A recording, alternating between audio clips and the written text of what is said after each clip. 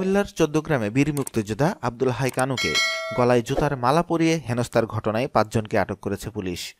সোমবার রাতে ও মঙ্গলবারে ১৪ গ্রামের বিভিন্ন স্থানে অভিযান চালিয়ে তাদের আটক করা হয়। পরে মঙ্গলবার বিকালে তাদের আদালতে তোলা হলে বিচারক কারাগারে পাঠানোর নির্দেশ দেন।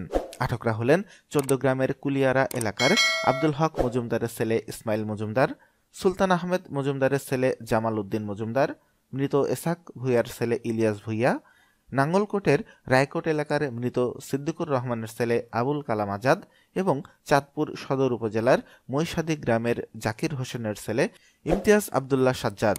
১৪ গ্রাম থানার ভারপ্রাপ্ত কর্মকর্তা এটিএম আক্তারুজ্জামান এসব তথ্য নিশ্চিত করেছেন।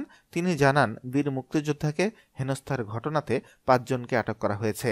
ঘটনায় থানায় এখনো কোনো মামলা না হওয়াতে আটকদের ৫৪ ধারায় আদালতে সোপর্দ করা হয়েছে। সামাজিক যোগাযোগ মাধ্যমে ভাইরাল হওয়া ভিডিও ফুটেজ দেখে ওই ৫ ব্যক্তিকে শনাক্ত করা হয়েছিল। বাকি অভিযুক্তদের আটকে পুলিশের একাধিক টিম মাঠে অভিযান চালাচ্ছে। এর আগে রোববার দুপুরে বীর মুক্তিযোদ্ধা আব্দুল হাই কানুকে গলায় জুতার মালা পরিয়ে হেনস্থা করেন স্থানীয় কয়েকজন। কুমিল্লার ১৪ গ্রাম উপজেলার বাসিতা ইউনিয়নের কুলিয়ারা সরকারি প্রাথমিক বিদ্যালয়ের সামনে এ ঘটনাটি ঘটে। ওই এলাকার জামায়াতের সমর্থক প্রবাসী আবুল হাশেমের নেতৃত্বে ১০-১২ জন এই ন্যাক্কারজনক ঘটনা ঘটান। এই ঘটনার একটি ভিডিও ফুটেজ সামাজিক যোগাযোগ মাধ্যমে ভাইরাল হলে বিষয়টি নিয়ে দেশজুড়ে চাঞ্চল্যের সৃষ্টি হয়।